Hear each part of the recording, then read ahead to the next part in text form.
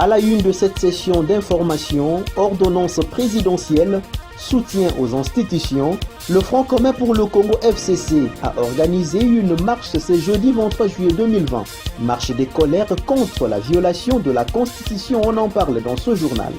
Covid-19, la République démocratique du Congo a su maîtriser son taux de mortalité. S'adressant à la nation à travers la télévision nationale, tard dans la soirée du mardi 21 juillet, de la levée de l'état d'urgence sanitaire décrété le 24 mars dernier, le président de la République et chef de l'État Félix Tshisekedi a eu à féliciter les équipes de riposte pour les efforts consentis dans la lutte contre cette pandémie pendant cette période de l'état d'urgence. À Boma, ville touristique et portuaire, 15 000 francs congolais à la place de 20 000 francs congolais pendant la période de l'état d'urgence sanitaire. C'est le nouveau cours du billet à payer pour la ligne Boma-Matadi-Boma. Cette réduction s'est fait observer juste après la levée par le chef de l'État Félix Tshisekedi de l'état d'urgence sanitaire.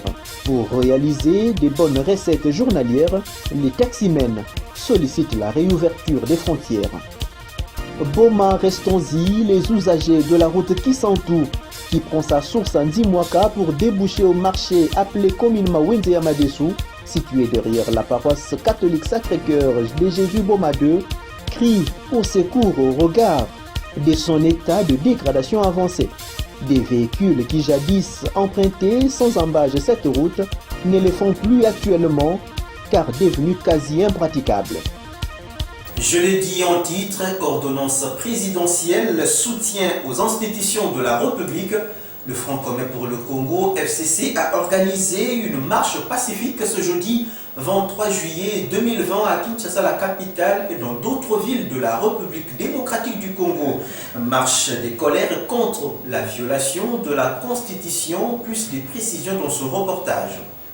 Comme annoncé plus tôt, le Front commun pour le Congo, FCC, l'un des deux piliers de la coalition formant le pouvoir, a bel et bien tenu sa marche dite pacifique aujourd'hui, 23 juillet 2020, sur l'ensemble du territoire national. À travers ses partis et regroupements membres, la plateforme politique chère à l'ancien président Joseph Kabila Kabange était bel et bien dans la rue, notamment pour soutenir et encourager la cohésion nationale, le respect de la Constitution, le soutien aux institutions du pays, ainsi que la solidarité avec la population. La tenue de cette manifestation publique a été confirmée mardi dernier à l'issue de la conférence des présidents des regroupements politiques du FCC. Au-delà de la question concernant la marche, cette réunion était essentiellement axée sur les récentes mises en place à polémique au sein de l'armée, la magistrature et certains établissements publics par ordonnance présidentielle. Cependant, comme plusieurs, le FCC a noté que celles-ci ont été contresignées par le vice-premier ministre en charge de l'Intérieur au moment où le chef du gouvernement, qui en est constitutionnellement habilité, était à l'intérieur du pays, dépêché quelques heures plus tôt en mission dans le sud du pays par le président de la République. Après la réaction ferme de Sylvestre Ilunga, le Front commun pour le Congo, lors de sa réunion, a encouragé ce dernier dans sa démarche d'en savoir davantage auprès du chef de l'État sur ce qu'il qualifie de graves situations. Il dénonce de ce fait des violations intentionnelles et récurrentes de la Constitution et des lois du pays, ce qui a davantage conforté leur volonté de tenir la marche de ce jeudi en vue d'encourager le respect de la Constitution du pays par tous. Par ailleurs, le remplacement de certains membres de la Cour constitutionnelle sont également désapprouvés par le FCC, qui condamne aussi la violation du siège de la Haute Cour par des agents de renseignement congolais. Rappelons que, comme pour le précédente marche projetée dans la capitale congolaise, le gouverneur de la ville-province de Kinshasa n'avait pas accédé à la demande du Front commun pour le Congo, qui avait prévu de marcher mardi 14 juillet dernier, en solidarité aux institutions de la République. Après discussion avec le numéro 1 de la ville, le comité préparatoire de ladite marche s'est plié au respect de l'état d'urgence sanitaire qui vient d'être levé par le chef de l'État Félix Tshisekedi. Le Front commun pour le Congo FCC avait alors reporté sa marche au lendemain de la levée de l'état d'urgence, soit ce 23 juillet 2020. Marche pacifique du Front commun pour le Congo FCC, restons-y. Nous avons constaté qu'il y a déjà une dérive dictatoriale que nous dénonçons parce que nous sommes en coalition. Emmanuel Ramazani Shadari, secrétaire permanent du Parti du Peuple pour la Reconstruction et la Démocratie PPRD et cadre du Front commun pour le Congo FCC, a dit que la marche organisée ce jeudi 23 juillet 2020 par la famille politique de Joseph Kabila visait aussi à dénoncer la dérive dictatoriale de l'actuel régime. Il s'est exprimé à l'issue de la marche organisée à Kinshasa, la capitale, à laquelle il a pris part aux côtés des autres cadres de cette coalition, dont le coordonnateur Néhémie Moulania. Il appelle également à la correction de dernières ordonnances ayant abouti à la nomination des nouveaux membres à la Cour constitutionnelle, car, dit-il, la procédure n'a pas été respectée. Le Front commun pour le Congo, FCC, a prévu de marcher ce jeudi 23 juillet pour soutenir la Constitution et les institutions de la République, promouvoir et défendre l'unité et la cohésion nationale et enfin exprimer sa solidarité avec le peuple congolais qui souffre non seulement de la pandémie de Covid-19, mais aussi d'une inflation galopante et persistante, de l'insécurité dans sa partie est. Autre chose, messieurs et dames, nous l'avons appris que pour son procès en appel qui démarre ce 24 juillet 2020, Vital Kamerhe, ex-directeur de cabinet du chef de l'État Félix Antoine Tshisekedi Tshilombo, a sollicité ou a décidé de renforcer sa défense en recourant au service de 2 avocats français. Cependant, selon son entourage, l'ordre a été donné de refuser d'octroyer les visas aux 2 avocats français du principal accusé dans le procès dit de 100 jours. Info à lire sur le site web congomedia.net. Covid-19, la République démocratique du Congo a su maîtriser son taux de mortalité. S'adressant à la nation congolaise à travers la télévision nationale, RTNC, tard dans la soirée du mardi 21 juillet de la levée de l'état d'urgence sanitaire décrété le 24 mars dernier, le président de la République, Félix Antoine Tshisekedi, chef de l'État, a eu à féliciter les équipes des ripostes pour les efforts consentis dans la lutte contre cette pandémie pendant cette période de l'état d'urgence. Le président de la République, Félix Tshisekedi, a fait savoir que ces efforts fournis par les équipes de la riposte ont contribué sensiblement à la baisse du taux de mortalité et au nombre élevé de guéris. À ces jours, 315 patients déclarés guéris, la barre de 5000 guérisons dépassée, 8719 cas, c'est le cumul à ce jour au pays. Je l'avais dit également en titre, là nous sommes au Congo central, précisément à Boma, ville touristique et portuaire. 15 000 francs congolais à la place de 20 000 francs congolais pendant la période de l'état d'urgence sanitaire décrété par le président de la République depuis le 24 mars 2020. C'est le coût du billet à payer pour la ligne Boma-Matadi-Boma. Cette réduction s'est fait observer juste après la levée de l'état d'urgence sanitaire par le chef de l'État. Pour réaliser des bonnes recettes, ces taximens sollicitent la réouverture des frontières. Reportage. Les retombées de la levée de l'état d'urgence sanitaire en RDC par le chef de l'État Félix Tshisekedi le mardi dernier tard dans la soirée sont quand même positives du côté du taximen. Le dit état d'urgence décrété depuis le 24 mars dernier avait changé le comportement de tout Congolais et le nombre de passagers à bord des véhicules, voitures plus précisément, était revu à la baisse, soit un devant hormis le chauffeur, puis 2 derrière, ce qui avait ramené le prix du billet à 20 000 francs congolais par client À la place de 13 000 francs congolais, un tarif ancien sur la ligne Boma-Matadi-Boma. Présentement, des suites à cette levée de l'état d'urgence sanitaire, un client s'est ajouté dans des voitures taxi, réjouissance des taximens qui ont à l'unanimité fixé le montant de 15 000 francs congolais, soit une réduction de 5 000 francs congolais pour chaque client qui veut quitter Boma pour Matadi et vice-versa.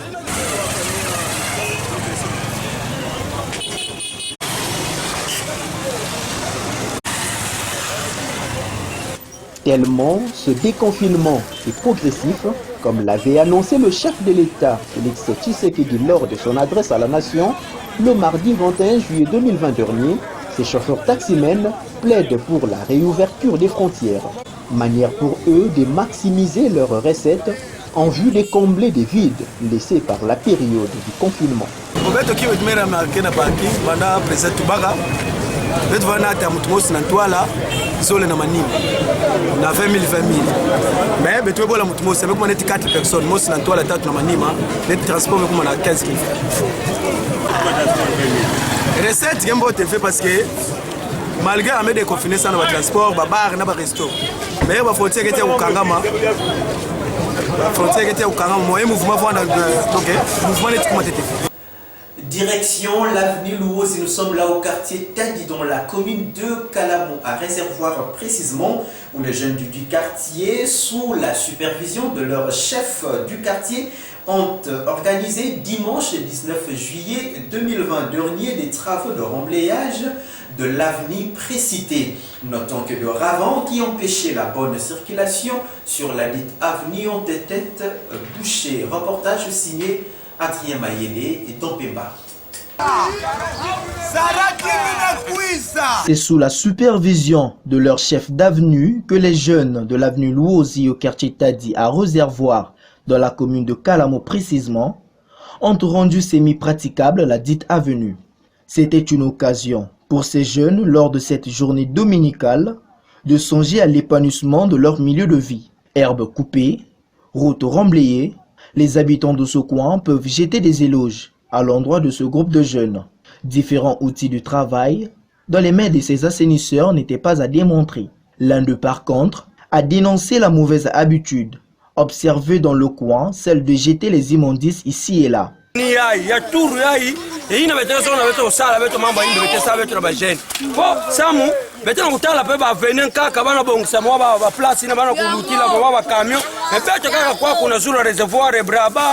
Bino kokuna kala kubikana na manima ale ya una mbeto leba ka moto sam transport kumisa beto tikwa kuna zura reservoir kwa muko maka na pasi mingi ale ya una beto baka ideba jeni beto fwana tibonga sanjila ya patira reservoir ti na ndimba papa mawanda kuna na lukubu ya una beto lomba merci mingi na batata pendrambu kana bakatien ne fiske moi rien moi wata sikre moi descend na jouna ki salu même motiver bana beno kwa ko bakunu na keleve kwa ko ba nini keleve.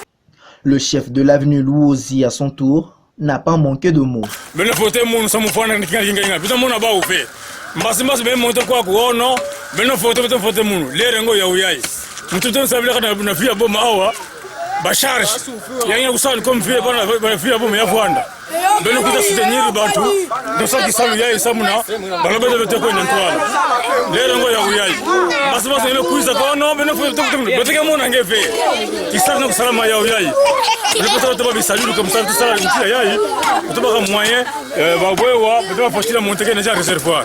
Rendre accessible aux engins la route Louosi par la population juvénile de la place, geste qui leur a valu des mérites.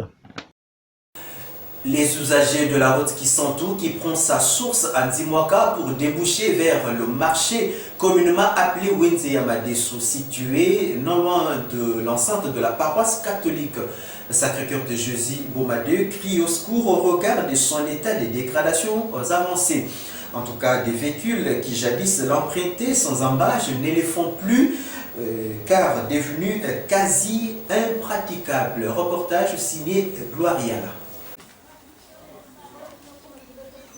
Ceux qui ont quitté Boma il y a 10 ans passés ne se souviendront plus de cette route à leur retour. C'est de suite à son état quasi impraticable aux engins. Au regard de ce qui précède, il y a lieu de noter que ce coin de la commune de Kalamo subit la loi de l'enclavement. Kisantu, c'est son appellation. Elle prend sa source à Nzimwaka pour déboucher vers le marché communément appelé Wenzia Madesu, situé derrière l'enceinte de la paroisse catholique Sacré-Cœur de Jésus Boma 2. Deux ravins qui sont élus domicile le long de la dite route Kisantu donnent du fil à retordre aux conducteurs d'engins roulants de faire d'elle une des routes rentables. Les plaintes dans le chef de la population de la place ainsi de ses usagers se font enregistrer minute après minute pour sa réhabilitation. Avenue Kisantu, avenue yo, ils ont déjà daté selon ma histoire. Ils ont avenue moko mituka ezalaki koleka. Mais lelo yo, tout le monde a ma banga d'érosion de salami, en tout cas c'est difficile.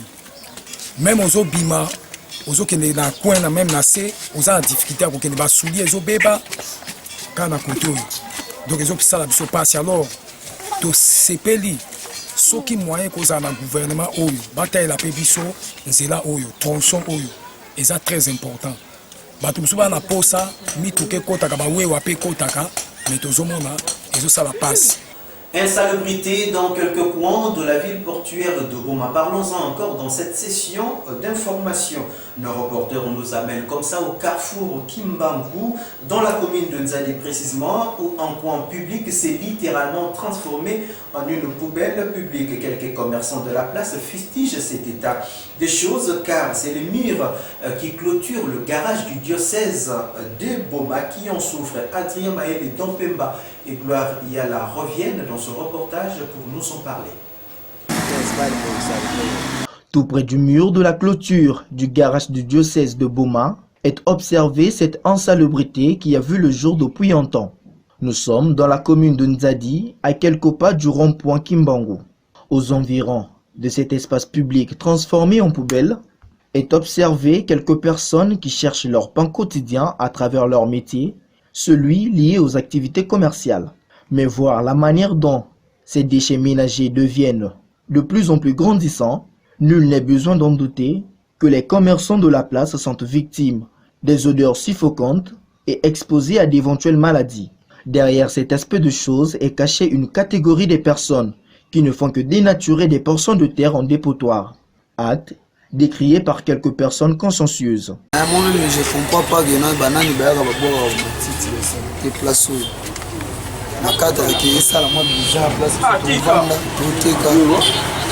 Mon vis-à-vis à votre bazar côté au il attend monsieur soloba au petit sabat bato ba mon fo bazo ba kaza pa ba ba donc les ça tout ça était bizarre border les trouvani aussi n'importe qui a pu appeler malamu quel mi directement tina kwa mi ko suba on le petit ça est venu aussi ba polémique marque mon le c'est comme si aime ma vision ba marque ba réputation moi au fond mais quand ta bino tu bosso pas soin mboka.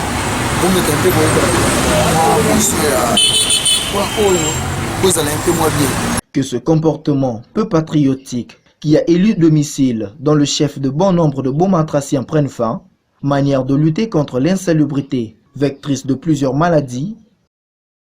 Crise dans la province du Congo central, nous l'avons appris qu'une marche des protestations contre le gouverneur Atou Matouboua Nankolo qui serait en gestation pour être organisée précisément le 31 juillet 2020. L'honorable Béli Mampa, député national, lui, est contre cette démarche. Écoutons-le dans ce duplex.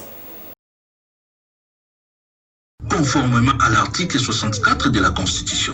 Je ne refuse pas, mais à ce jour, la population du Congo central n'aspire qu'à la paix et au développement de sa province. Cette affaire du Congo central appartient au passé.